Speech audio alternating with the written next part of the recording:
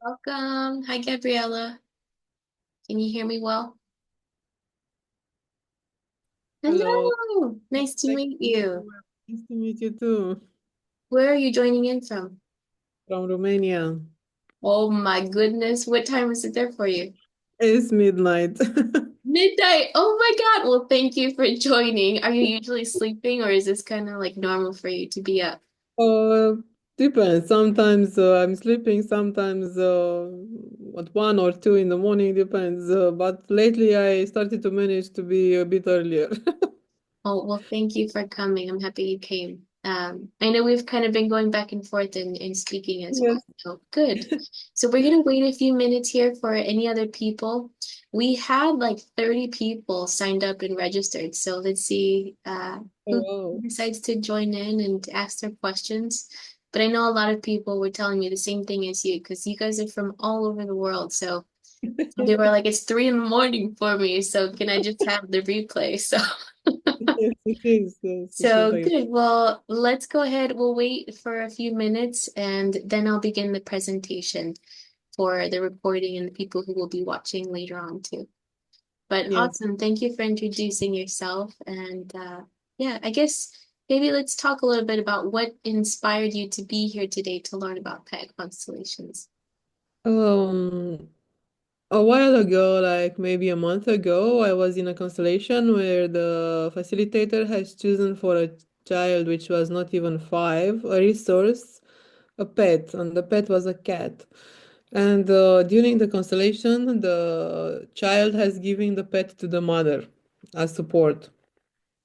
And my mother is living in the countryside, and we have pets. We have a dog, and from the cat, in spring they have new kittens coming because they are like outside cats. Mhm. And out of the new kittens from last year, only 5 managed to live. And I let them with my mom because last year I stayed with her because dad was passed away, and like a motivation for her to go out and make an effort to give somebody to eat, so she's not feeling alone. And I really love them. I'm not married, I don't have children, and even cats when they're little they have health issues, and I treat them. And I look at them, even what's the poo, how the poo looks like, and if they have any modification, I give them pills and a lot of things like that. Um, and it has happened that I did the same, what the constellation shown, my support I give to her. And I'm curious because throughout the years, a lot of pets they were dying, and not because they were old. Suddenly they disappear, or some neighbors they give poison because they put poison for the mice, and then maybe cats are catching. Mhm. And I made a connection that they might be like parts of my soul, and that they are supporting me because I all to feel that I really love them, I keep them here. When I hold them, I make like that, and I need to feel here. And then it's like the love is transmitting. And I wanted to know what they are really representing. My mom in 2020, she had a stroke. And when she came home, the cat that came to us and made all the rest throughout the years came to the door, and she was looking in a way to my mom that I knew she came to take goodbye. And from that evening, we didn't saw the cat anymore. So for sure she died. For sure she took something for my mother to leave my mother live, and she took it and disappeared. Mhm. Oh, Beautiful. even Yeah, now these when are I speak about her, oh. Yeah, these are definitely a lot of things that we'll be going over in the presentation today. Thank you so much for sharing your experiences. Welcome to Aishini and Sugitha as well. Hopefully, I'm saying that right. But so, as you were speaking, Gabriella, so Gabriella was telling me her connection to animals and why she felt called to working with pets. And as you were speaking, it reminded me of something my teacher has told me. So I learned from someone named Sonia Arias here in California. I'm from the United States. So this is at the beginning of her journey when she first started working with people. And she was uncertain of if she was fully ready to, dive into this because this is some big stuff and it causes really big shifts. And somebody was having a hard time and she went into a trauma response. So she was having a PTSD episode. And my teacher didn't know what to do at the time because she was so brand new to this work. Now that I learned from her, she's been doing it for like 16 years. But so as you were speaking, it reminded me of this story because she said that what the field did to help my teacher and also to help this person was the dog jumped in. And so she was holding the dog, and then that brought her back into her body and shifted everything. So it's like perfect. So it taught my teacher that this isn't your work. It is the field that is asking you to be a facilitator and to share this work and open the space to allow the healing to happen. So it really taught her so much about surrendering and yeah, and then also seeing the power of those animals because you made that little gesture of like holding them. And I was like, that's what it reminded me of because yeah, that happened for that woman, really brought her back into her body. So yes, they are very beautiful healers and they do jump into constellations. So I'll talk about that later. But hi, Aishini. Would you like to share where you are from? Hi, Ashni. This is Ashni, and I'm Aishini, from India. India. So it is 3:30 a.m. here. I know. So Gabriella's from Romania, so for her it's Yeah. 10 o'clock right now. So this is really cool. I get to connect with you. And I was telling Gabriella also thank you for joining. I know it's kind of an odd time for you guys. And thank you for creating this. I mean, I love Yeah, pet constellations, and it's so amazing to see that they're so conscious. They're like really conscious beings, and we tend to kind of underestimate in terms of that. And, you know, they are the most beautiful creatures if you absolutely. actually go on to see. Yeah. I'm excited to share with you guys the presentation. It'll be really diving deeply into this. Sure. Thank you. Yeah. Sugitha, would you like to share where you're from? Yes, I'm also from India, and now at present I'm in Canada, Vancouver. I have come to this place to nurse to welcome my granddaughter. Oh, So now she's like 3 months complete, and if she cries, then I have to go and attend her. that's okay. No worries. Oh yeah, Well, yeah. beautiful. Thank So you for like joining. I have dogs and cats, and the first one was lab. He passed off. So before that, we have rescued one pet. So it's like she was like really well trained. I don't know how she got lost. She got lost. She got displaced during the Diwali time. That's the good festival of us where the firecrackers and all will be bursted in every street, in every corner of the roads like that. Mhm. And she has that panic attack. So whenever she hears that loud cracker sound, she forgets everything and she immediately runs this way and that way inside the house. She wants to hide in the dark. I mean, scratches the cupboards to open and want to safeguard herself inside that. So likewise, and she gives the different type of sound. Likewise, so we hold her, we pamper her, but nothing works out. But now, I mean, it has been more than or closer to 10 years, and she has learned. She has learned now not to run off, but she's okay. Slowly, she has come out of that anxiety. So I say, see, I'm not running. Grandma is not running. Nobody is not running with this sound. You have to be bold. Something at the time, some healing words like you are safe, like that. I'll be saying to her. So she slowly allowed to listen and she got pacified. I have cats also. Initially, they were Yeah. like dog and cats chemistry working on well. Now she knows how to behave with the cats. Yeah, that's beautiful. So you're kind of leading us into what I want to talk about today, which is telepathy. So telepathic communication, or can also be called animal communication. And yeah, definitely they can feel our energy and they can communicate energetically. So I have an actual presentation I'm going to share with you guys here today. And for anybody who wasn't able to tune in live, this is also going to be sent to them as well as a recording. So thank you guys all for tuning in, joining us. Am I missing anybody here? Looks like, oh, it's all of us here. Okay. All right. So I'm going to go ahead and share my screen with you guys. Here we go.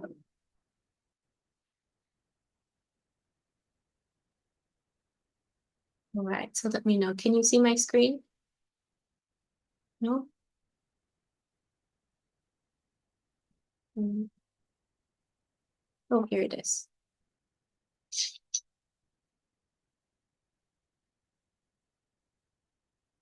Okay, good now, you can see? Yeah, okay. All right, so I think we'll go with this one here. All right. So for anybody tuning in online, this is Beyond the Pack, Family Constellations for Pets. So this is the very first time that this class is being offered, and I'm so excited for it to be my first, because animals have been such an integral part of my life, my growth as a person, and also my healing. Because, I mean, like everybody else, we go through challenges in our life, and they've been some of the best little angels that jumped in at just the right time. So I'm excited to share this. So, all right. So this is about what is a pet constellation. So it sounds like you guys are already kind of in tune with what constellations is.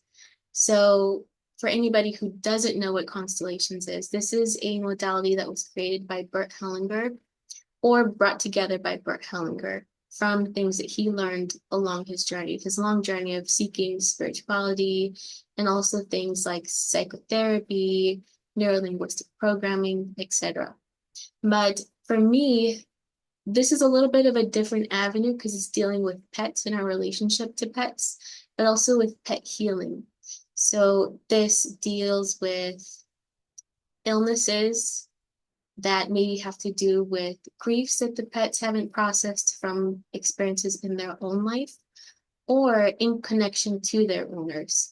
So if their owner is also not processing a grief or a pain, sometimes that can show up in the pet's life to help shift something in the human's life, because they are there for love and for healing and for teaching their people too. So this can be done one-on-one sessions, but it can also be done in a group setting. So earlier, Gabriella, that's what you were talking about. Seeing a group constellation, it can be very powerful as well. Later on, I'll talk about experiences that I've also seen and heard about.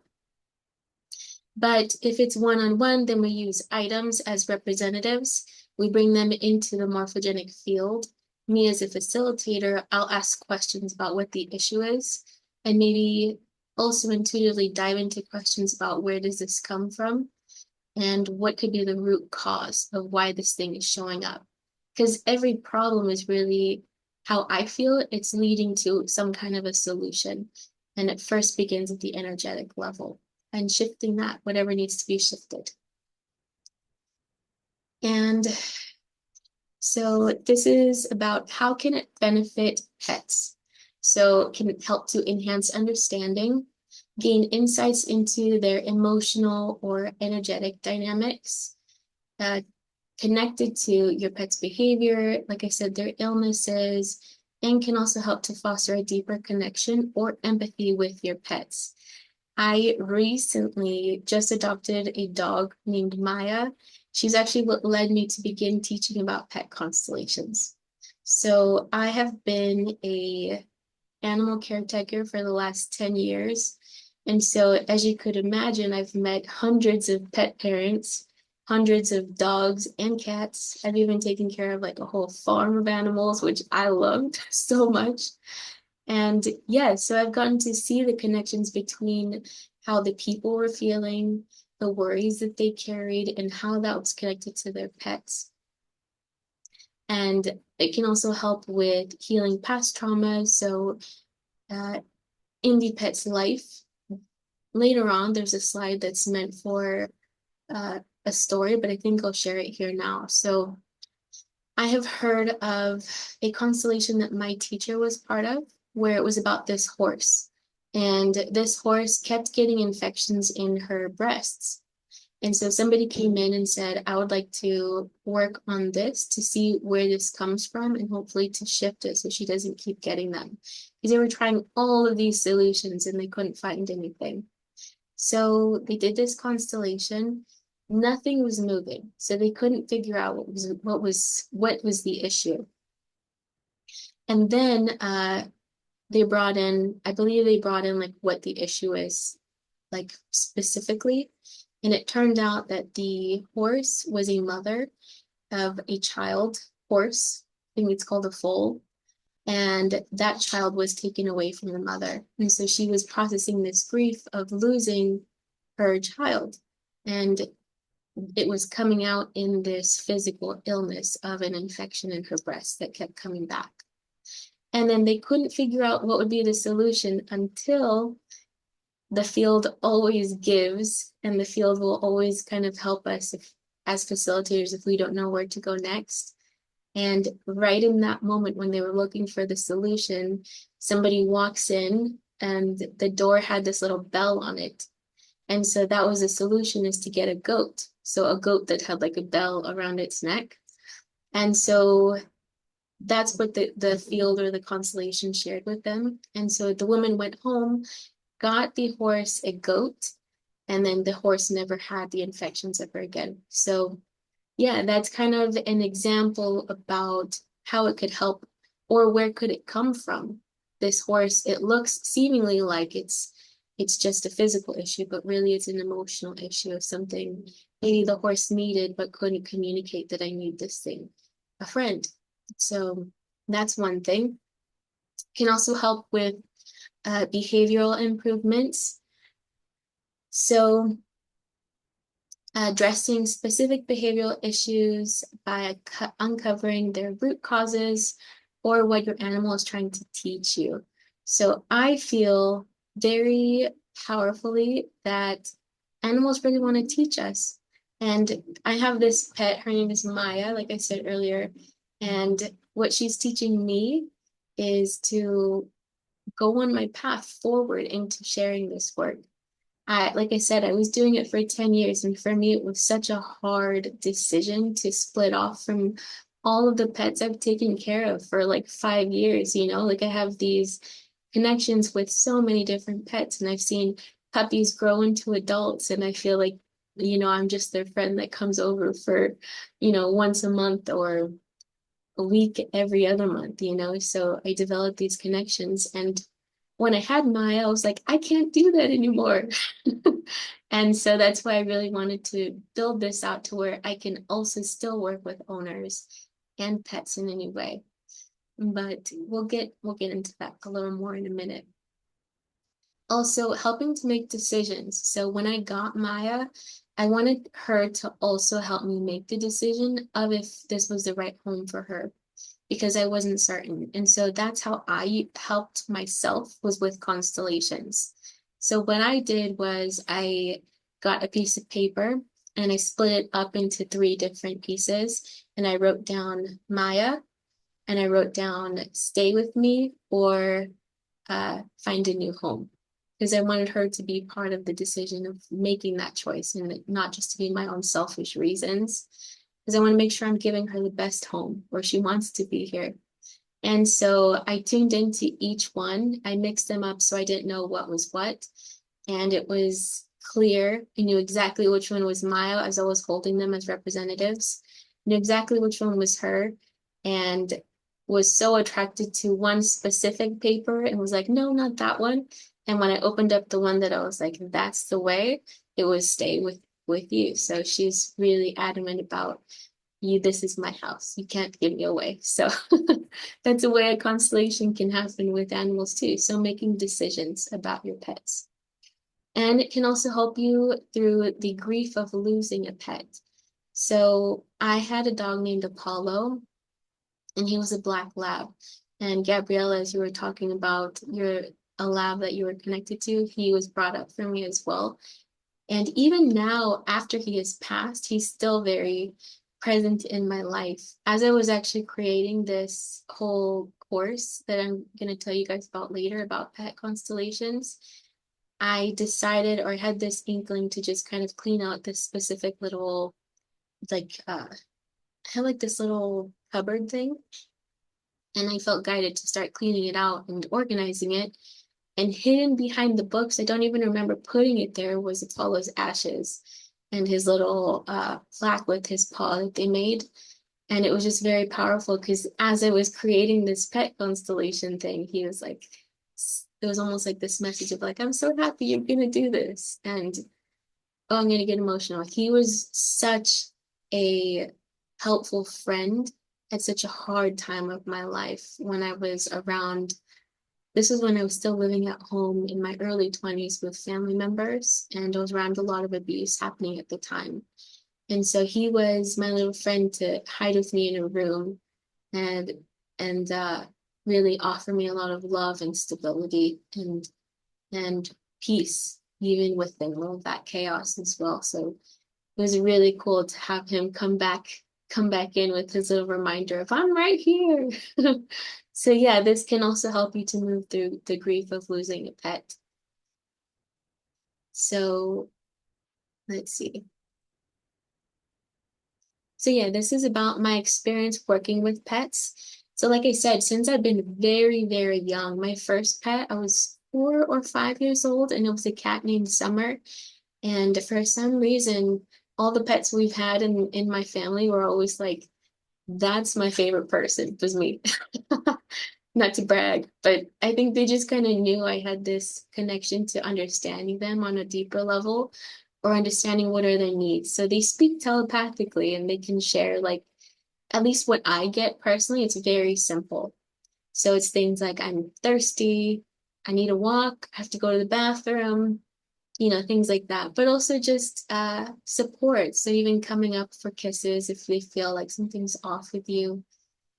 But yeah, so since I was very small, I was actually supposed to be a veterinarian. I went to UC Davis here in San Francisco, which is a school that is really well known for animal studies. And that's what I was going to be. And I only stayed for like a month, I think. And then I came home because it just didn't feel right. I was so young. I was only like 19 years old when I went. And then from that point on, that's when I learned about spirituality and metaphysics. And then that's when my spiritual journey began. But yeah, before that began, I wanted to be working with animals. So I used to volunteer at shelters, so I would help with adoption events as well.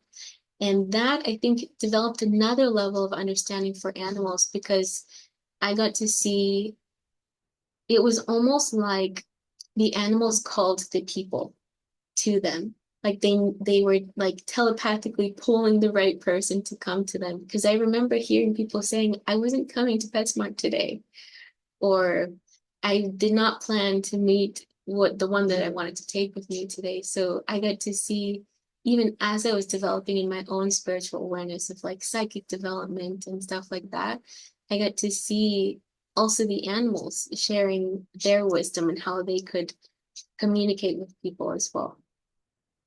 Yeah, and being a professional caretaker of pets for at least 10 years.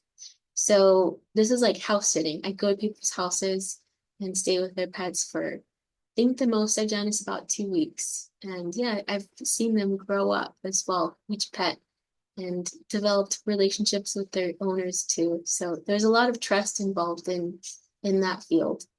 Can you imagine having somebody coming into your house and you don't know what they're gonna be doing for the 2 weeks? But yeah, so that really, I loved that job so much.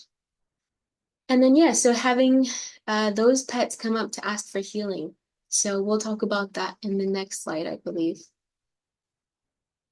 Yeah, so these are some stories from my time as a pet caretaker. So let's start with the injured dog. So I had one time a dog come up to me and kind of her name was Paris. She was also a Labrador Retriever. And she wasn't actually a pet I was taking care of. She was just like the house above because it was two connected homes. The one I was taking care of was a bunny. And I walked out of the bunny's house and this dog came walking up. She was really sweet. And she just kind of laid down and told me I have like a illness or something happened. And she asked me for Reiki because I do Reiki as well. And as I was giving her Reiki, she laid down on the grass and she pointed towards her arm. And then I noticed that there was like a shaved part there. And then the mother of this dog came and walked up and I asked her, oh, what's going on with her? And she told me a little bit about the dog. And yeah, so that was just a very poignant story that I realized, oh, they are like speaking to me and asking me for healing as well. Also, the mystical cat, I didn't know what to call it, but that's one of my favorite stories. So I was taking care of this cat one time and she out of nowhere just walks up to me and she put her paw on me. And I had this clairaudience. So clairaudience means a message that comes clairaudiently. So you can hear it in your head, almost like when you're playing a song in your head. That's how I hear it. And then clairvoyance means you could see something. So animals telepathically, they can show you a picture clairvoyantly, or they can send you a message clairaudiently.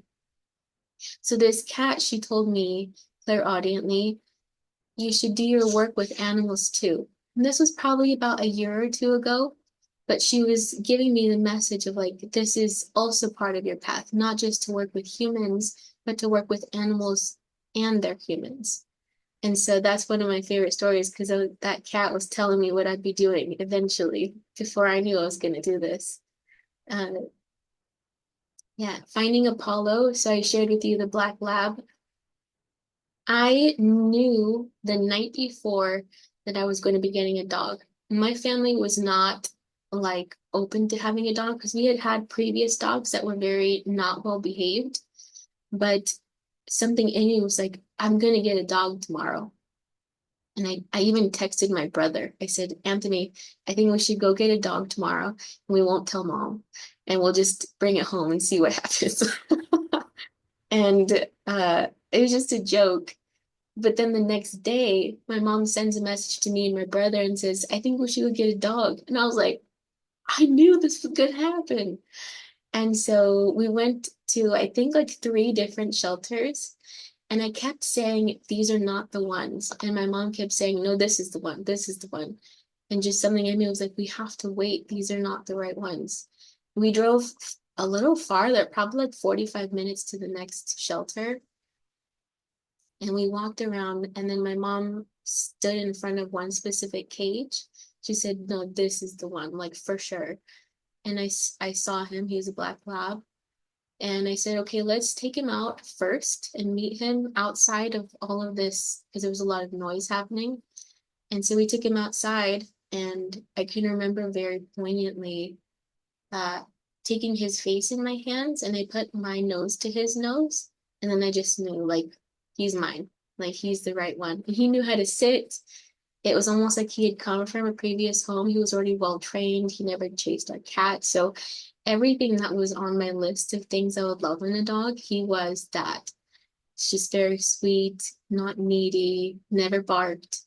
He was just perfect. I don't know how he got there. I just knew he was meant to be in our family. So I'm very grateful for whatever family had him before because he must have been very well loved.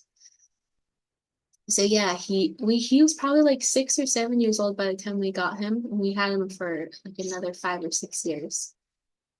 And yeah, like I said, he helped me move through a lot of hardship at that time. And in that growing up period of my life, he was my little friend that slept with me and was just always right there with all the love. But that's an experience of like knowing. And a lot of people that I've taken care of their dogs are like, oh, I knew that was my friend. Or I knew, they were meant to stay with me.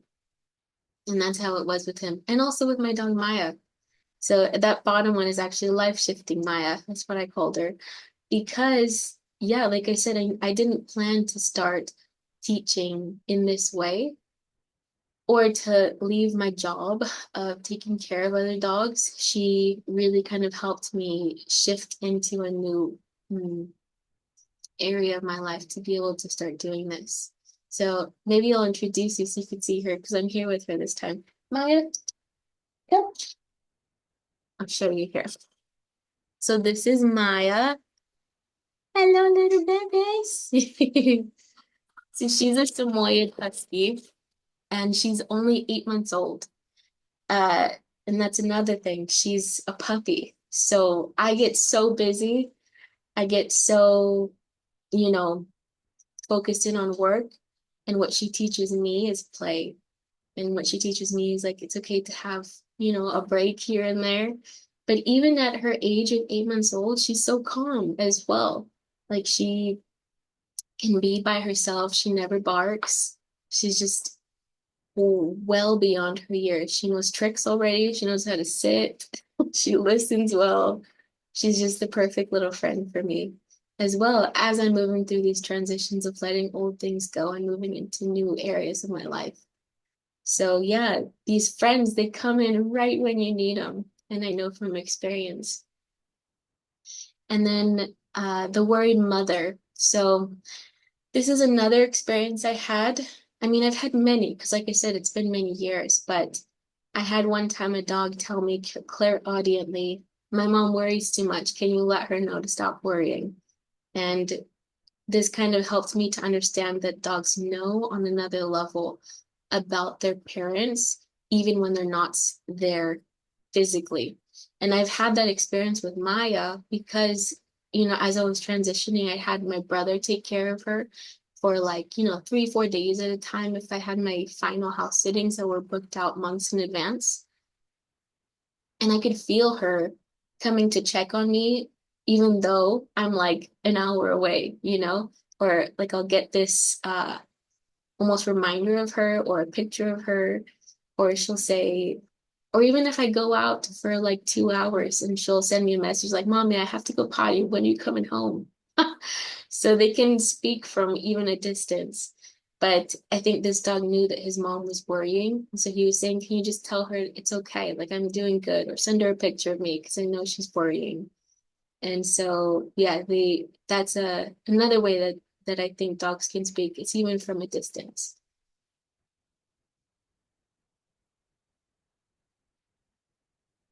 And this was the horse example I was telling you about. So the grief of the loss of a child and how that affected her. And so how does this relate to you? So it's not just for your pets, but it can be almost like, and I know you guys who are here on the call, you are already very aware of healing energetically and using family constellations. But for some people who are just introducing to this work or to the power of energy healing, I feel that animal work can be a beautiful introduction, because if they come in and they're like, I want to help my pet, and then they can see the effects viscerally, physically, seeing how it shifts their pet's life, then it can be a beautiful introduction into their own healing to see, oh, if that could happen for my pets, then what can it do for me? So sometimes if this is the beginning of your journey, it can kind of open up a whole new layer of your own personal healing by diving into helping your pets as well. But also, like I said, with Maya, actually, when I get too serious on my computer and I'm working too hard for like 5 hours at a time, she will have almost like these rowdy fits where she's like, I'm gonna get rowdy, I want to play, I want to run around. And it's almost like she's reminding me, you have to play as well as you work. Make it playful, have fun. So she's really taught me so much about taking it easy, being lighthearted in life. And it's such a gift to have here with me as I'm, getting my business started and doing so much work to get it, up off the ground. So they're great teachers. That's my point here, is they will teach you something if you're willing to listen to their messages. So it very closely relates to you, because sometimes they have this behavioral issue And you can come in for a constellation and realize doesn't have to do with them, this has to do with me. And when you shift into your own healing, do your own work, and you notice your animal doesn't do this thing anymore. You know, funny thing, earlier today, I was on a different call about soul contracts between animals. And she was teaching about this one woman who her cat kept peeing on a pillow in the guest room. And so she kept asking her, okay, well, why would it, like, just different questions to see where could it be coming from. And the thing that they came to, because she asked her, okay, who sleeps in the guest room? And the woman said, guests. And then the woman asked, this animal communicator asked, okay, well, how do you feel about the guests when they come to sleep there? The woman's like, I hate having guests over. And so she's like, well, there you go. Your cat's telling you something. And so as they shifted that belief that my guests are imposing, then the cat never again peed on the pillow in the guest room. So they're teaching us stuff. So helping her to shift something in her own mindset about her guests, or even having boundaries to not have specific guests over could be a thing the animal was teaching. So yeah, they sometimes will have these behavioral issues in order to help us see something about ourselves or shift something ourselves. And yeah, so this is again about animal communication. So it is, here, let me put this over here. So it is the art and practice of connecting with animals on a deeper intuitive level, allowing for the exchange of thoughts, feelings, and insights. So like I said, they communicate very much like people would. So I have learned many things on my journey. I've been on my spiritual journey for the last 10 years as well. And I've learned things like psychism, mediumship, intuitive development, trance healing. I mean, lucid dreaming, dream interpretation, many things, like so many things, Reiki. Family constellations is my favorite modality because I know how powerful it can be. But yeah, so a lot of my insights come from that background of knowing those things and learning about it. So psychism teaches about how people can communicate. And also mediumship teaches that too. So we can communicate energetically with past on loved ones, with people who are currently here, because there's a spiritual dimension and energetic dimension to everything. And so that also includes animals. They communicate on an energetic, telepathic, intuitive level. And so, like I said earlier, it could be clairaudiently, I hear it in my head. It could be clairvoyant, I visually see it. It could be clairsentient, I feel it. I feel it in my body maybe, or I feel a tightness in my chest. If I feel anxiety, and people who are aware of family constellations, and you know what that is, because that's part of what we do in a constellation, is being present and in tune with whatever we're feeling in that moment intuitively. And could be claircognizant, where I just know something. So yeah, these are all different ways they can communicate. And next, I think, yeah, I want to leave time for you guys to ask me some questions, but this is just sharing with you that I have an upcoming animal constellation course or pet constellation course. This is going to be in April, in a month. I pushed it back a little bit so that we can open up for more people and I can do more pet classes as well in the meantime before I do that full course. So it's a 3-week course. The people who are here on the call, there's an offer happening for you guys if you feel called to start working or diving deeper into pet constellations or to develop with me. So it is 98 for people who are here on the call. Normally it is 147. So people who are watching in, that is the pricing. But I mean, I've seen animal communication courses go for like 400. So it's still a pretty good offer. But yeah, we're going to be diving into more depth because I only have an hour here to talk to you guys about it.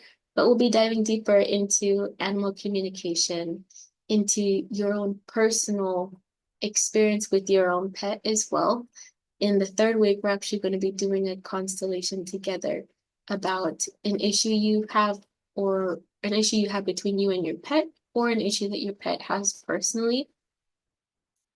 And yeah, so I'm excited about this. You're going to get a manual, and you'll get all of the recordings as well included.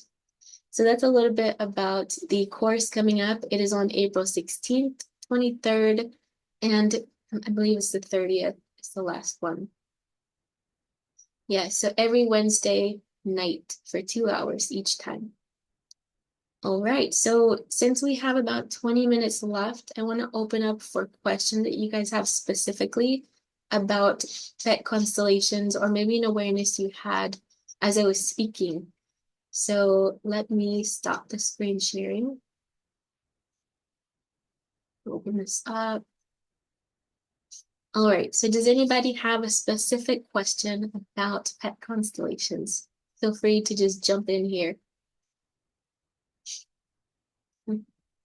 You know, I would be really curious to find out why my mother is immediately jumping and criticizing me whenever I go and attend my cats, you know, or I take one in the house. We don't used to have them in the house. They are more outdoor pets. But I feel she immediately gets very nervous.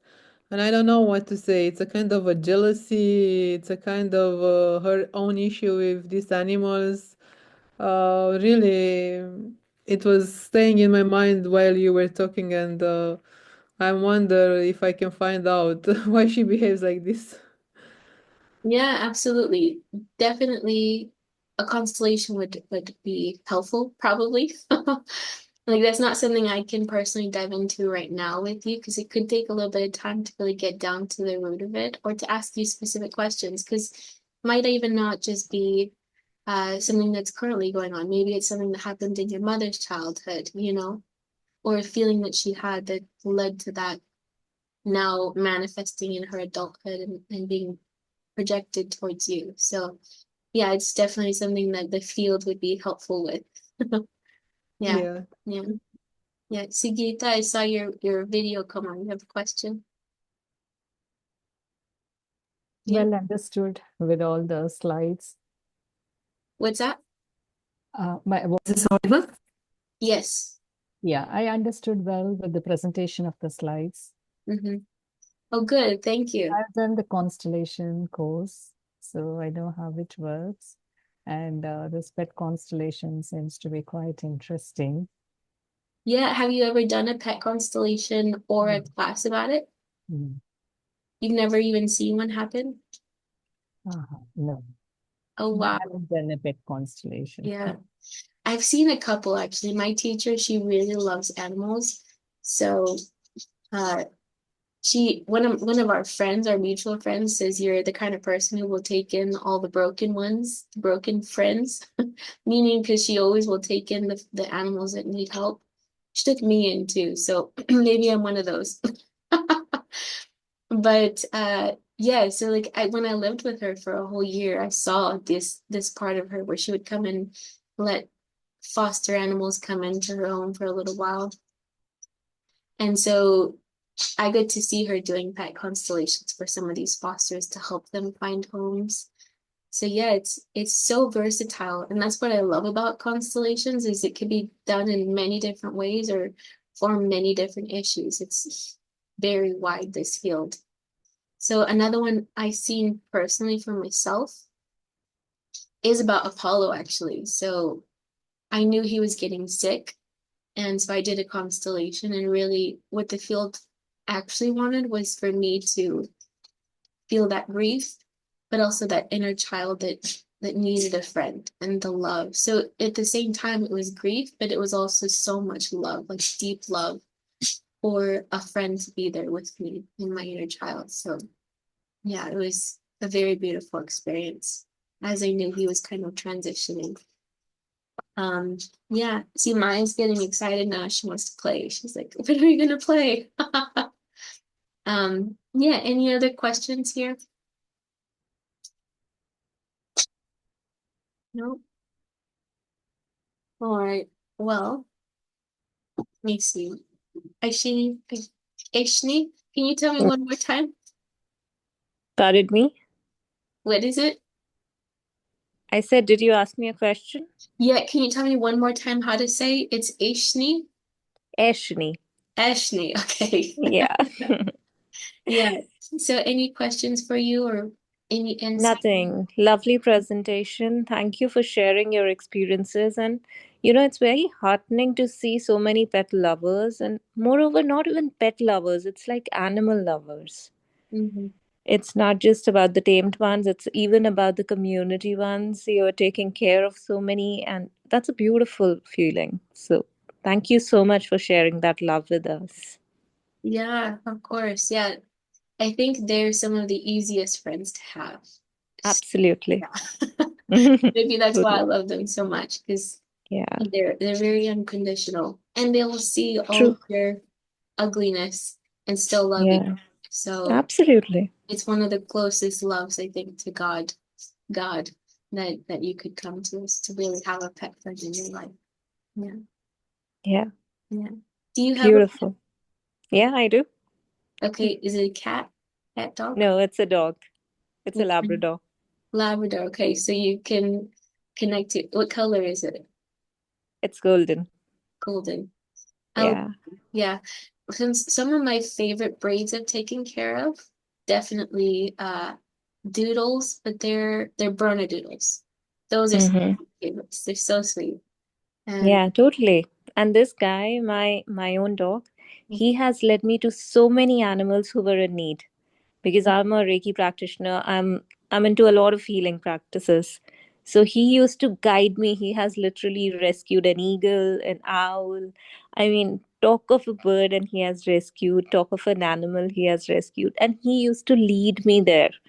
So Mhm. I really know when you say that animals communicate, they absolutely do. Yeah, and that's really beautiful to hear because it connects me to Maya, where she's Yeah. also leading me to helping the pets and also the people that are ready for it too. So Yeah. it's all yeah, they work with you and know about what you do. So that's pretty cool. Yeah, it is. Mm. In fact, he's the one who's sitting with me in all the constellations. Yeah, yeah, yeah. Well, that brings up something I wanted to share that I forgot about. So I have done constellations in different states of the US. One of the states is Alaska. And in Alaska, so the person was working on bringing in more trust connected to this family member that kind of broke her trust or made her feel fearful to trust humans. Mm, And the person who was representing trust, it was the time where she really had to go because she had to go pick up her children. mm, And so she was like, I'm so sorry, like I have to leave. And so we opened up the door, and the woman who was working the client, it was actually her store or her yeah. center. And Mm-hmm, the woman who was leaving, she opened the door, and the woman who owned the space, she had a dog with her that was outside of the room. They came running in, mm-hmm, woman left, and the dog came right up to the owner, and the owner picked her up and was just holding her. And yeah. it got quiet, and I stepped back into my facilitator, self and became very present. And I had this awareness from the field that said, the dog came in to represent or came in to replace trust. And so it was such a beautiful moment. Everybody Yeah. was like, ah, Mm-hmm, get it. And it was beautiful because it was a shift in trust, where it was yeah. this thing she already trusted and already loved. And so it was like the field showing her both trust is always here, and also you already access that here with your furry friend. Like you know how to do this, and you could do it with the person in front of you. Lovely. It's yours to carry, not that someone can take it away from you. It is already yours. It's really beautiful what these Mm. dogs know how to do. Yeah. They are amazing. They are truly amazing. That's so Yeah. very true. And when you say that you just get them at the right time, Hmm. like when you really need them, that's like so bang on. Like you would not even realize, and the dog would come in. And it is not necessary that it's a pet. It might just be a street dog. It might just be a community dog. It might be your neighbor's pet, even. And Mm. they just come in at the right moment. Yeah, and I've realized that even in my practice, like in my work of taking care of dogs, Yeah. when I really needed, even before I knew I needed that extra income because something big was about to be needed, I need to change my tires. Mm-hmm. The dog tells their mom you should go on a trip, and like I get exactly what I need for my tires. Yeah, So true. even the pets I took care of, they helped take care of me financially. Yeah. Yeah, yeah, very beautiful. They were also little angels I had in my life. Beautiful. Thank you so much for sharing, Yeah, dear. Thank you thank you so for much. sharing that because that was a good story. I really wanted to share. So Yeah. awesome. All right. Well, if you guys have any other questions, you can always email me, alexis@vibratecreate.com. I do many things. So I have a book called A Journey into Truth, Unveiling Life's Secrets for Truth Seekers. In that book, I talk about Apollo and meeting Apollo because I'm sharing about my psychic awarenesses I had on my journey. So he's in there. I also have a podcast where I connect to facilitators of Family Constellations. It's on my Vibrate to Create YouTube channel.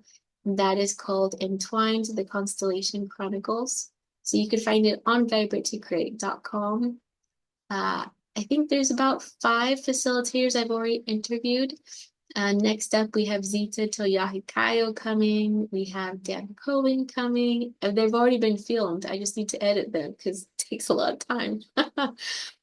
So those should be coming in the next 2 weeks. Today's March 15th. But that's a big thing I do. I also do one-on-one sessions with people that can be booked through my website as well. And I've started this. So actually interacting with people from all over the world. India, Romania here today. How cool. And yeah, so started teaching these. There's another one coming up on March 23rd. This is called Shadow Play, where I'll be teaching you guys about shadow cards and sharing with you a vintage deck that I got as a gift, a donation from somebody that was in the 90s, actually from the Shadow Vision Institute. So that's something I'll continuously do. So all of these classes, they'll be continuously, I'll share with new groups or new people who feel called to come. But they will be kind of courses that are continuous. April, I have so many ideas happening now that I have Maya and I'm ready to do this. In April, there's also going to be the wolf within. So this is going to be helping us to harness our inner wolf. So I think through stories, I love to stories, metaphors, things like that. I think can be very deep and help to touch our subconscious mind in a lighthearted way versus maybe we disassociate if it's too scary.